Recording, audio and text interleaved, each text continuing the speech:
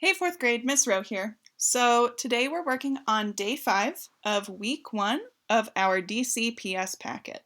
So we're entering with our complete outline addressing the prompt, write a short story telling how women like the Daughters of Liberty supported the cause for freedom. Our goal today is to transfer this outline into a complete story. So, as a reminder, if you focused on an act other than Act 2, your challenge will be to use my video as an exemplar, but include appropriate characters, setting, and events that make sense for the act that you are writing about. Let's get started. So we're going to get started with outlining the beginning of our story. The structure for our story will be 1 paragraph for beginning, 1 paragraph for middle, and 1 paragraph for end, and then we'll put it all together. So we have our beginning part of our outline here, and we will be writing our story here on this side of the screen. In order to support us in writing our story, we need transition words. Now, narrative transition words, as we remember, are a little bit different from the transition words that we use in an informational or an opinion essay because they're connecting events rather than connecting different ideas. So, for the beginning of a story, here we have some narrative transitions that we can use. These include during, describing the scene, it all started when, dialogue, characters speaking to each other, at first, and it all began when. So these transition phrases we're going to use in order to convert these notes into a very coherent, strong, interesting, and organized paragraph. So I've decided, you can see I've highlighted here, to start by describing the scene. What does my setting look like? So as a reminder, looking over at my outline, I'm writing about 1766 in Providence, Rhode Island. So to describe the scene, it might sound something like this. It was a warm summer afternoon in Providence, Rhode Island in 1766.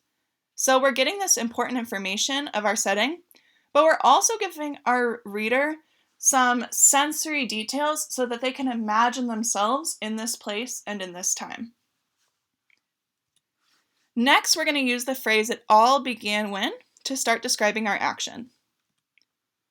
It all began when Abigail, one of the Daughters of Liberty, read something disturbing in the daily newspaper. So here, I am introducing one of my characters, Abigail, and I'm also including who she is. She's a Daughter of Liberty. Next, I'm going to incorporate some dialogue. So dialogue is when characters are speaking with one another, and we use really specific punctuation when we include dialogue. So look carefully at my exemplar here, and I will go over some of our dialogue tags to make sure that we're doing this correctly. So I wrote, "India, Charity, come quickly," she exclaimed. "The British have passed an unfair Stamp Act." So a couple of things to notice here. One, we went to a new line and we indented. That's something we do for dialogue just so it's a little bit easier to read. We also have quotation marks and we have a dialogue tag, this word exclaimed. So you can use said, stated, shouted, any sort of word that is describing how the character is speaking.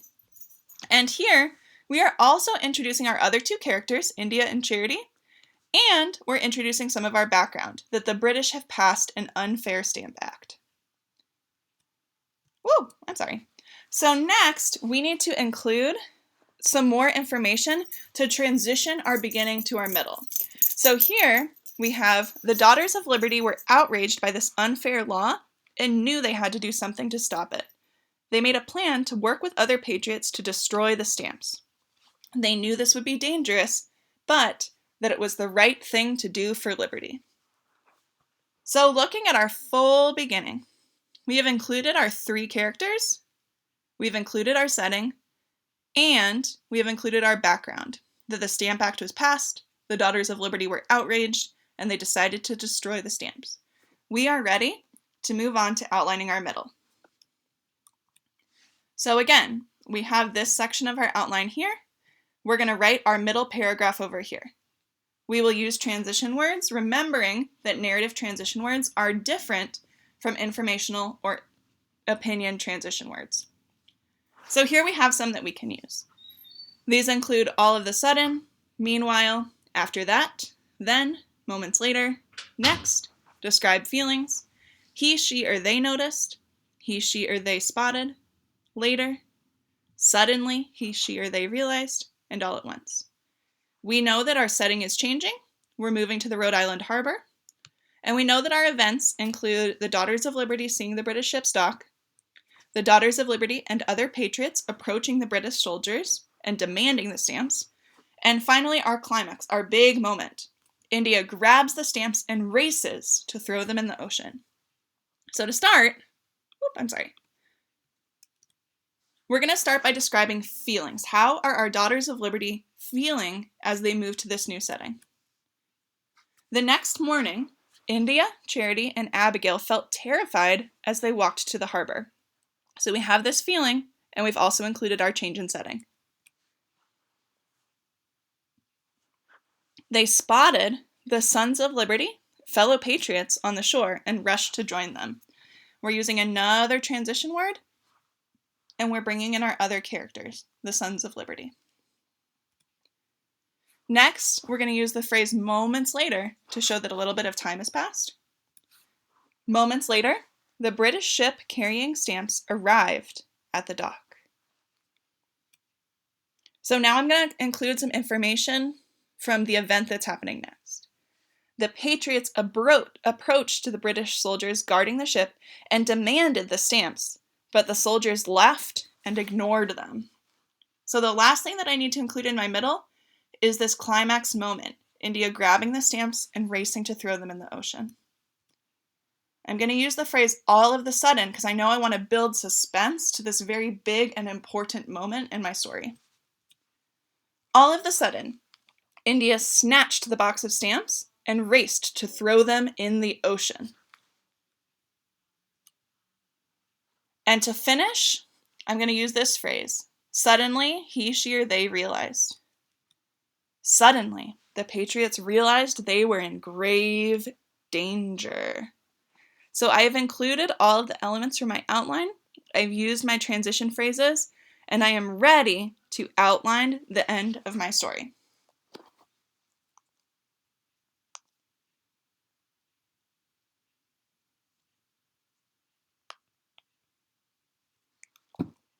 Okay, so here we have our end part of our outline and where we'll be writing our essay.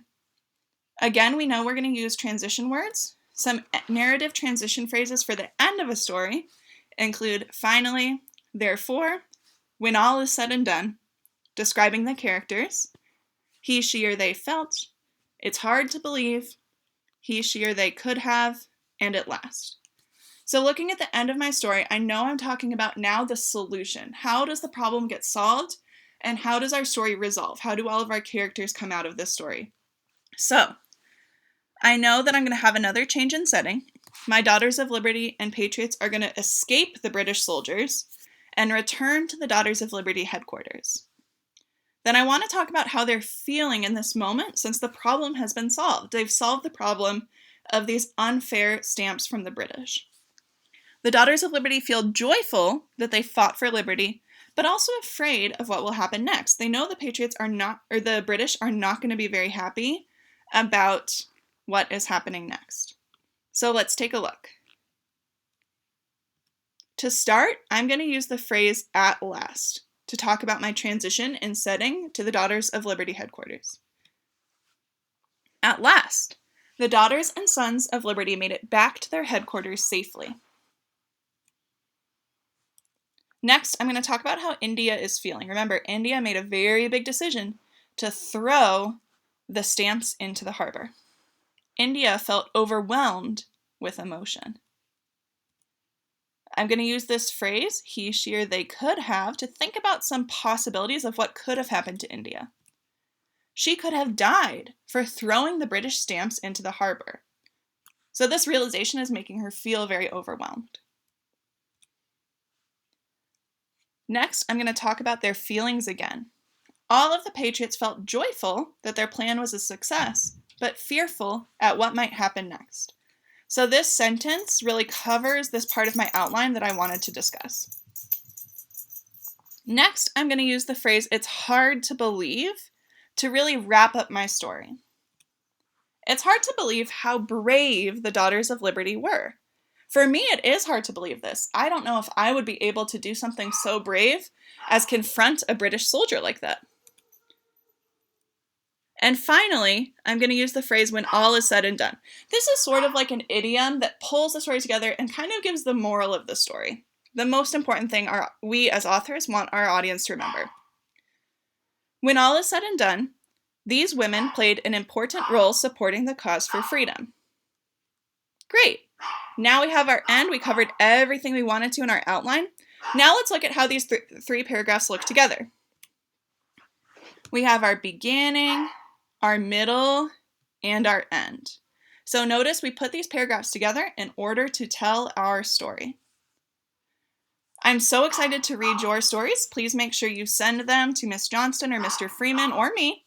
And remember those transition words. Remember all of your strategies to make interesting writing. And remember that good writers are never fully finished. We always have opportunities to go back and make our writing even stronger. Happy writing, and I can't wait to read your wonderful essays.